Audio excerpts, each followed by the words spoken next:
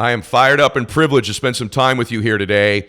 You know, the Max Out program, every week I bring you a guest who's maxed out a particular area of your life, and the program has just caught fire. It's the number one viewed or listened to program in the world in the lifestyle, personal development, peak performance space, and I'm honored about that, and it's something that I can't get over even to this day, how many people listen to the program and watch it.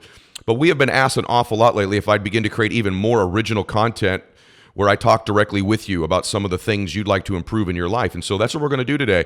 And today's topic's the most important one we could possibly cover. We're going to talk about happiness and fulfillment today. Because I think we can forget often, when we cover all these strategies on the program between fitness and family, spirituality, finances, business, the end game is to be happier. That's what we're all after. And beyond happiness, a level past happiness is fulfillment. And so I want to share some ideas with you today that aren't covered all the time on other programs and that I don't talk about often enough either. And so we're going to talk about getting happier. Would you like to cover that? Would you like some ideas, some concepts, and maybe past that, some fulfillment in our lives and more of it, more abundance of those two areas? And so in my book, in Max Out Your Life, in my recent book, I cover something that is something I'm very dedicated to, which is living with blissful dissatisfaction.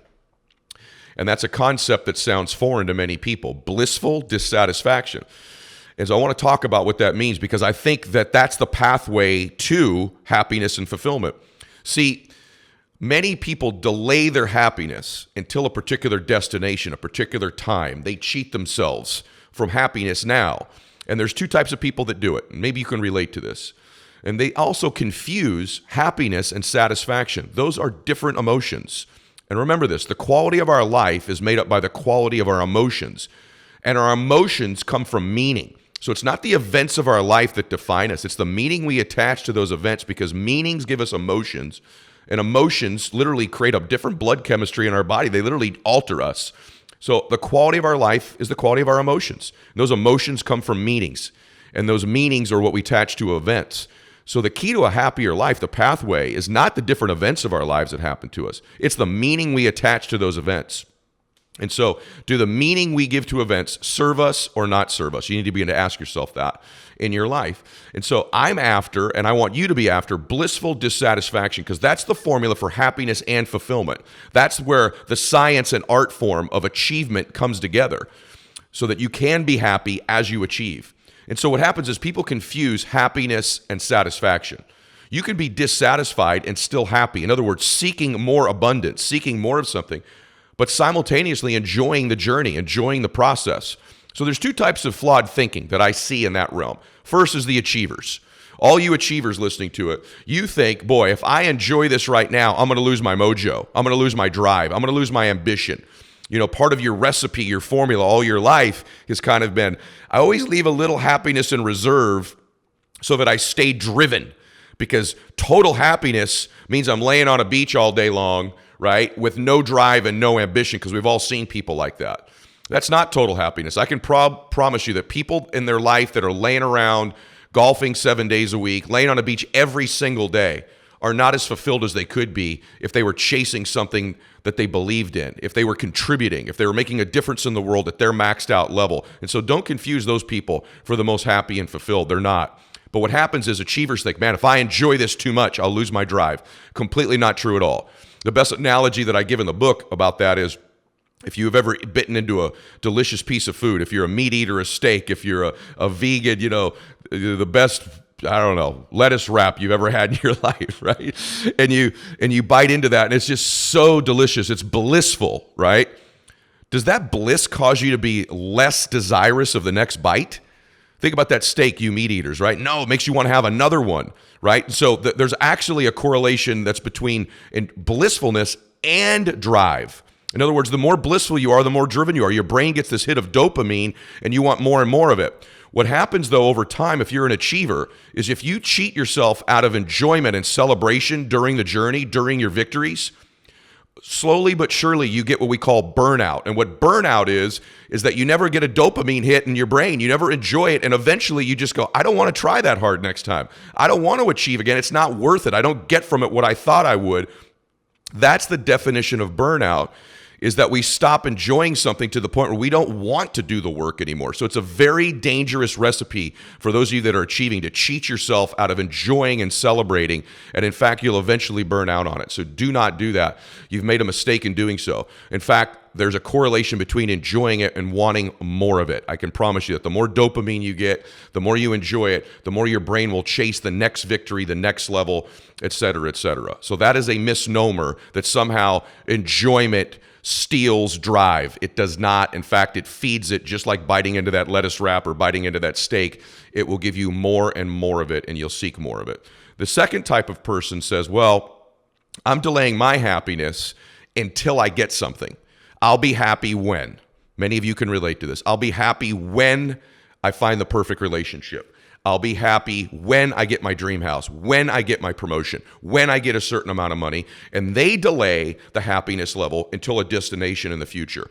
The challenge with that, listen to me on this, is you have to bring you with you to that destination. And if you can't be happy now, if you can't find a way to love yourself and be happy now, I can promise you, you will not love yourself at that next destination. I have many, many friends who are at the destinations you think you want to get to, in that dream home, at that dream income, with the dream amount of money, the dream car, the dream jet, and they're no more happy than they were prior to having it because they didn't learn the tools of loving themselves now, believing in themselves now. Both of those are flawed thinking. A great life is someone who lives blissfully now and stays in a state of dissatisfaction and drive. So I want to talk to you about how to do that. You know, one of the things I think that's important to start out by saying is you cannot love yourself if you're not being yourself. You cannot believe in yourself if you're not being yourself. So the first step towards really enjoying happiness now, believing in yourself and loving yourself now, is truly being yourself. What do I mean by that? The first step is being proud of you, acting in congruency with your standards, with your values and your character and your beliefs. The more and more you do that, the minute you begin to step away from yourself by behaving in a way that's not congruent with your faith, congruent with your character, congruent with your values, the more and more you lose a little bit of yourself, the more you can't love yourself, the more you can't believe in yourself. That first step to self-love, to enjoying you and your own company, is truly being yourself. The other side of that is by how other people treat you. And more importantly, how you let other people treat you. See, you teach people how to treat you in your life. And oftentimes we begin to lose ourselves as people treat us less than we're worthy of. Our coworkers, our spouses, our boyfriend or girlfriend, our friends, strangers. We subject ourselves to treatment that is less than who we really are. And we begin to lose ourselves in that, and therefore lose the love for ourselves and the belief in ourselves. So you teach people how to treat you. You need to begin, especially I would say this to the men, it's true, but ladies, I want you to hear me on this. You have to love yourself first. You have to start with the belief that you are enough, that right now, men, you too, but you are enough. See, I think it's harder right now in the world. There are more demands on women than men, but it's difficult for both. And so this message is for both of you. But ladies, I want you to hear me on this. You are enough. You are beautiful. You are special. You are cherished. You are favored.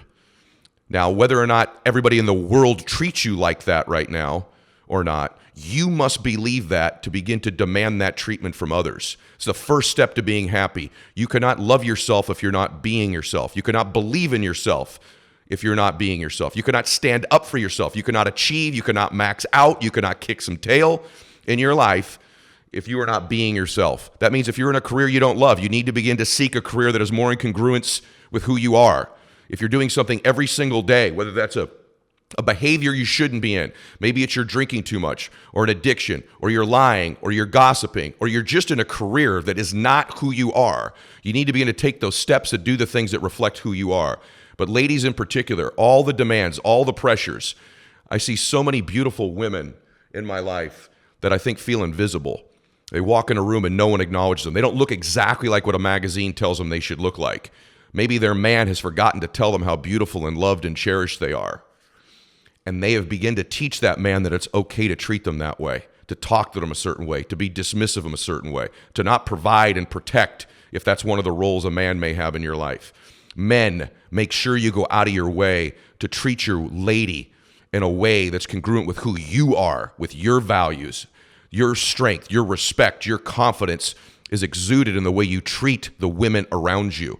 And women, make sure you demand that treatment from these men. Men, you'll fall more in love with yourself and believe in yourself if you begin to treat these ladies in your life in a way that you know you really should. And ladies, same with you with your men. And so the first step is to love ourselves, is to begin to act and behave more like ourselves. We can't get there if we don't do that. But I want all the women to hear, you are enough right now. In this moment, you are perfect. Men, listen to me. You are enough. I know there's messages for the men out there where you haven't achieved at the right level, or maybe a friend of yours is providing for his family in a way that's more abundant than yours is, or maybe he's a little bit in better shape than you, right? And these men feel invisible as well. Listen, brother, you are enough. You are strong. You are special. You are favored. You were born to do something great with your life. Ladies, you were born to do something great with your life. You're a miracle. Begin to tell yourself that. Begin to demand other people understand that about you. When you're treated in a way that is not reflective of who you are, let people know that it is not acceptable, right? Treat yourself first in a way that is acceptable. Believe in yourself. Love yourself. Message yourself the right things. Act in accordance with your values. And you're going to begin to see more bliss in your life. Clearly, everybody talks all the time about gratitude, but if you can be grateful for the smallest possible things in your life, just waking up in the morning. I spent the morning today at a children's hospital that I spend some time at regularly, and I can tell you that you ought to just be grateful that you're healthy if you are. Man, I'm telling you, you should be grateful for that. Something baseline like that. Or that your children are healthy if they are, God willing. Man, what an abundance of gratitude we can find in just the most simple things in life.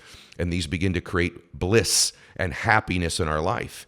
Now, I said something earlier that you are perfect in this moment. And people confuse this because men and women, you are perfect in this moment. You know how I know you're perfect? Because you've produced the moment you're in, right? You've produced this moment. You get out of life what you're deeply convinced of. So right now, the hardest thing to accept is the life that you're currently living is the one you think you're worth. It's the one you think you deserve. So you are perfect for the life you have right now. You've produced it. You are getting out of life what you believe you're worth, what you believe you deserve. The way people treat you, the amount of money you have, the way you look, the way you feel is what you think you're worth. That's how it always works. We get out of life what we're deeply convinced of. So the key thing is to begin to become more deeply convinced we're worthy of more, to work on our identities, right? To work on our self-worth, our self-confidence, because it changes us when we do that. So I want you to think about this just for a second. If that's true, then what are the keys in changing that? Because when I tell you this, I want you to hear this very carefully, very closely, okay? You're going to always get what you're deeply convinced of in your life. And so if I'm perfect for this moment, because you are perfect in this moment. Stop being so hard on yourself. Stop beating yourself up. You are perfect in this moment. You've produced this moment. You've produced this life. Now, see, there's this balance of accepting you, loving you, believing in you, knowing you're perfect in this moment, but also being self-aware, which says, I don't want to continually repeat this moment. So although I'm perfect in this one, I don't need any self-loathing or self-hatred or beating myself up. I'm perfect as I am. However, I don't want to spend the next 20 years in this same moment, in this same reality, with this same life. And so that will require me to change because I want to change the moment. I want to change my conditions. I'm perfect as I am now. I accept that. I love me because if I don't accept me now, I won't accept me later. However, I'm also self-aware and I don't want this moment forever. I don't want this life forever. I want to improve it. I want it to be better. That's the dissatisfaction part. That's why you must improve. You must grow. So you can love who you are and still have a desire to grow and change because you want to produce a new moment, a new reality. Because at that time, you're going to get what you expect you're worth as well, what you're deeply convinced of. And so the key thing for me is that we love ourselves in this moment, but we know to change the moment, to change the condition, we must change us. And that's where growth comes in. That's where changing ourselves comes in. And that's why personal life strategies and reading books and working on our identity and listening to audios like this and following the right people on social media, not the wrong ones, the ones who actually have produced a great life, not the ones theorizing because they've got a microphone, but the ones who have actually produced a great existence. And so having said that, let's talk a little bit about how we can change some of those things. I want to suggest an emotion to you that's going to be very risky, but it's not talked about enough. So we on social media and in all these self-help books, you're always going to hear people talk about gratitude and love and self-confidence and all of these great values, okay, and strength and all that. And those are all abundant values in life, okay? There's a secret emotion, though, that's the gateway that can magnify all those other ones, and it's vulnerability. Are you willing to be vulnerable? Vulnerability is one of the most incredible qualities a person can have, because ironically, to be vulnerable, you must have confidence. Vulnerability means you're willing to accept risk. So in a relationship, the only way to have an abundant, loving relationship is to take risk, is to be vulnerable, is to give yourself all of it. If you're in a relationship and you're only giving yourself 80% of it, 90% of it, you're holding a little bit back, you're afraid to be taking all those risks, you'll never have the abundant love, the abundant connection you think you want to have. If in your fitness, you're holding back 10%, because if you gave it all you had, it's a lot of risk there, it's a lot of pain, it's a lot of discomfort. You're not willing to be vulnerable and get weaker as you work out. I can tell you, you're cheating yourself out of the abundant physical body you could have. In your business, if you're in it and you have a team, let's say, you believe in your people, but you don't buy into them all together because you don't want to get hurt. You don't want to get let down, right? You're not willing to be vulnerable and take a risk of fully buying in, fully believing in people. Your avoidance of vulnerability will cheat you out of the best business, the best production, the best wealth in your life. And so it's the reason we avoid vulnerability is risk, because guess what? People do let us down. People lie to us. They hurt us. They take from us. They disappoint us. And that's all true. So it takes courage to be vulnerable. And on the other side of that vulnerability is more abundant gratitude, more abundant love, more abundant faith, more abundant health, a more abundant relationship. And so the secret that no one talks about is, will you be vulnerable? Will you go all into the relationship, all into the business, all your heart, all your belief, all your dreams, all in? Knowing you could get let down, knowing you could be disappointed, but knowing that eventually, if you're willing to take those hits, if you're willing to take that rejection, that you eventually find the business, the body, the happiness, the fulfillment in our lives that we seek. If we're not willing to take risk, if we're not willing to be vulnerable, we cheat ourselves out of the abundance of those emotions. It's something never talked about in personal development and lifestyle. I've learned to build the muscle of vulnerability, to fully engage with people, to fully give myself to a business, to fully give myself to a topic, to fully give myself to an endeavor, knowing there's risk, knowing I could lose, knowing I could be rejected. But on the other side of that is the greatest of all victories. So I want to challenge you to do that. You know right now there's an area that you want more abundance in, and you're holding back 1%. You're holding back 2%. You're holding back 20% because you've been let down before. You've been hurt before. You've had a business setback before. You've had a client let you down. You've had a teammate steal from you. You've had someone in a relationship hurt you. And what happens is then when we find the ultimate business, we sabotage it because we don't think we're worthy of the end result. We sabotage it. We don't give it all we've got. We get to a certain point, we stop doing the work that got us there, right? I remember when my daughter, I was teaching her to ride her bike, and she didn't really understand the concept of pedaling. And so, we had the training wheels, and then I would hold the seat. You can picture it. And then finally, I got her going. I go, "Go, Bella!" And I kind of ran with the bike and then let it go. And so it had momentum, right? And Bella loved it. She was steering the bike, but she wasn't pedaling the pedals. And so it would run, and then it would lose steam, and then she'd fall. And then I'd hold the seat, run, let her go, and she'd go for, "Oh, yay!" And then she'd fall off the bike. I said, "Bella, it's not a motorcycle. It doesn't have an engine, honey. You have to keep pedaling to keep the momentum going. If you want to have this great ride, this joyous experience of that ride." Remember the first time you finally pedaled the bike? You remember that, right? Wow, woo! What a feeling. It requires you to keep pedaling.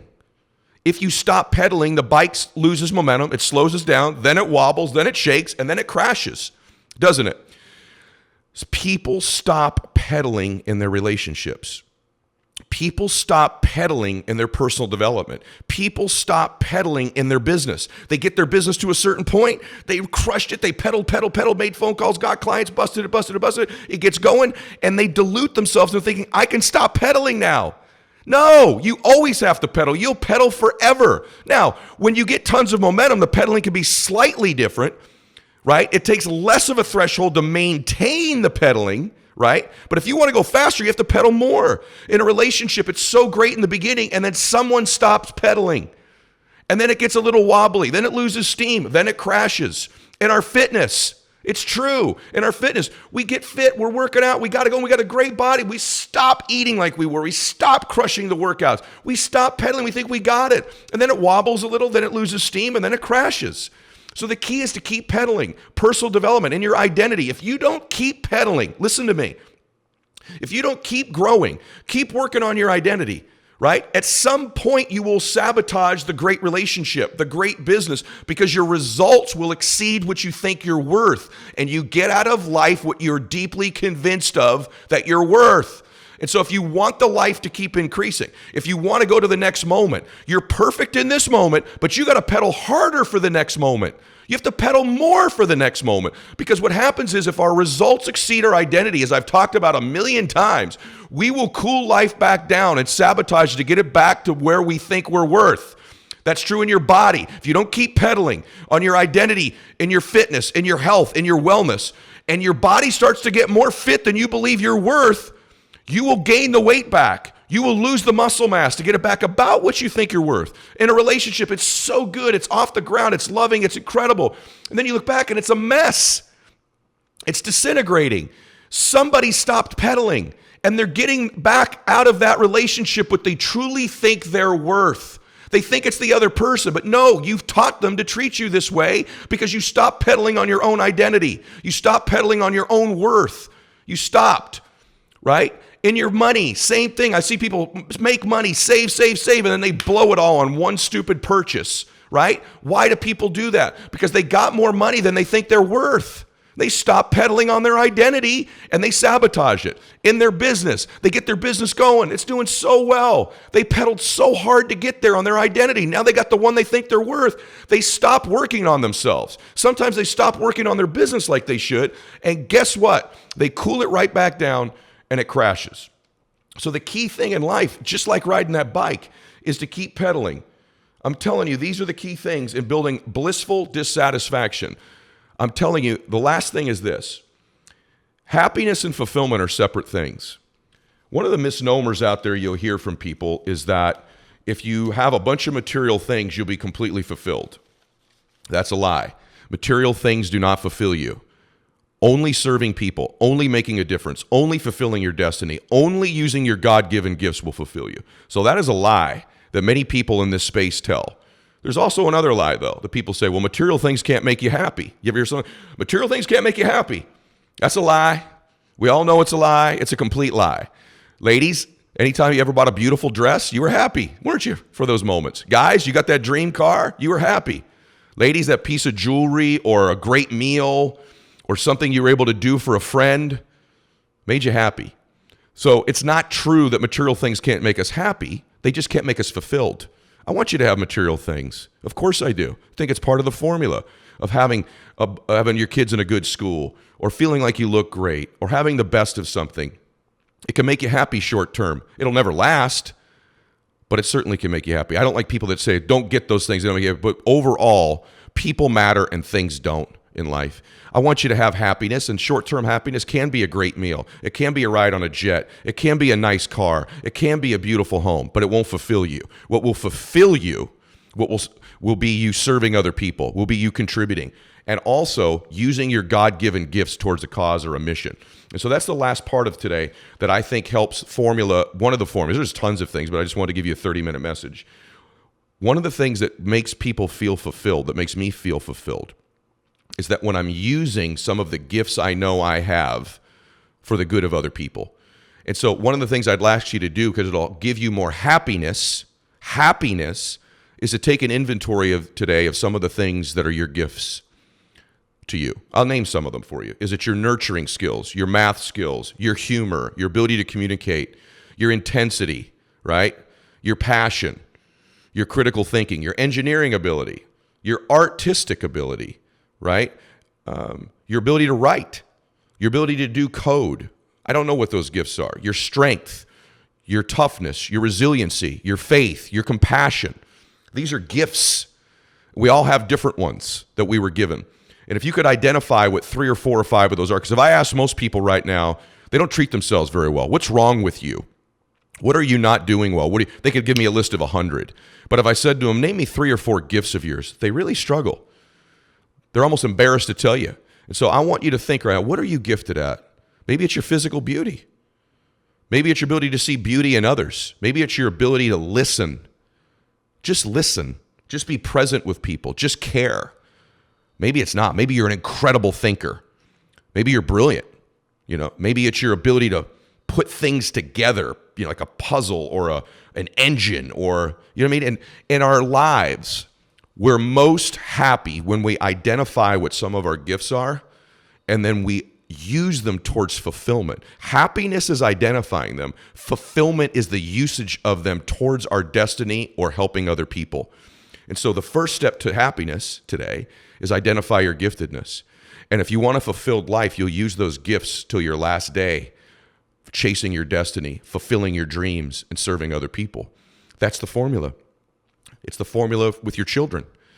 One of the things I try to do in my life is not just identify my own gifts, but when I meet people, identify theirs and tell them. It's one of the great gifts you could ever give somebody, is just identifying for them one of their natural gifts. And when you say it to them, they kind of know it intuitively to be true. And man, if you could get somebody in your business or your life or your children or your spouse to believe that you know what their gift is and then link it to success in that area, you've got somebody who's a true believer. In other words, in business, if I could meet somebody and I get to know them and I identify their gift, it's their, let's just say it was their intensity and their engineering ability. And I tell them, man, with your ability, you're so intense, and your ability to put things together and engineer, that's why you're going to win here. That's different than just saying you're going to win here. They say, oh my gosh, that is true. I am intense. I do have that ability. I know I'm going to win. Or I love you. And the reason I love you isn't I just love you. I love you because, man, you have such great faith. You're such an amazing listener. You care so deeply about people, and you link your love for them to some of their natural gifts. You now have a deeper connection with them. And so happiness in your own life is identifying your own gifts. Fulfillment is using them towards your mission, your destiny, your dreams, and contributing to other people. And one of the things that will give you daily happiness, daily gratitude, is to identify those gifts in other people, whether it's a server in a restaurant or your children or a friend of yours or just people you randomly meet. If you identify their natural giftedness. Now, for me as a person of faith, I want you to know that I think gifts are a gift from God. And so what you're actually identifying them is Christ in them or God in them. And when you touch that little part of somebody, now you're inspiring them because that's spiritual, that's in spirit, that's a soul connection. Not like, I really like you, you're amazing. But when you say, you know what you have inside you? This, and this. I believe those gifts come from God. And just for that second, you've identified God in them. And it's a magic feeling for human beings. It's an incredible gift you could give somebody. And if you could walk around the rest of your life giving those gifts to other people, it's very difficult to feel bad about yourself. Because at the heart, earlier I said, you can't love yourself if you're not being yourself. And at your core, who you are is put here in the world as a person to help other people, to give hope and belief and love to other people. That's who you are. And so when you're identifying their gifts, you are literally living congruently and authentically with who you are. So I hope today, I know many of you think, man, I want Ed to give me this intense, fired up message, but I also want to give you tools and strategies to become happier and more fulfilled. And so I'd like you to think through the things we've covered here today, and I hope they serve you. I hope they make a difference for you. I also want to remind you on the program to please subscribe and spread the word. It's how it moves up and more people around the world, and that's what I want, around the world, get access to it. On social media, every day I do something called the Max Out 2-minute drill. And what that means, it's really Instagram. When I make a post on Instagram in my main feed, for the first 2 minutes, anybody who just makes any comment, that's why you want your notifications turned on for me on Instagram. Make any comment on my post with hashtag maxout. I do a drawing every day. Every single day, we pick somebody out of that group for the first 2 minutes, and they get a coaching call with me. Some of my guests, they get gear in the maxout store. They get autographed books. It's a really cool thing to keep the community growing. So make sure you're commenting every day and your notifications are on. And then also, if you miss the first 2 minutes, you just got there late, if you just comment every day on my posts, just regularly comment every day. At the end of the week, we look at everybody who commented on every post, and we pick a winner from those too. And so I'd encourage you to do that. I'd love to connect with you. I'd love to send you a book, some Max Out gear, maybe have a coaching call with you or get you connected with one of my great guests. So I hope today was valuable for you as it was for me. These were great reminders for me. I want you to create more happiness and more fulfillment in your life, and I want you to live blissfully dissatisfied. I hope today gave you some insights and some tips on how to do that. God bless you, and Max Out.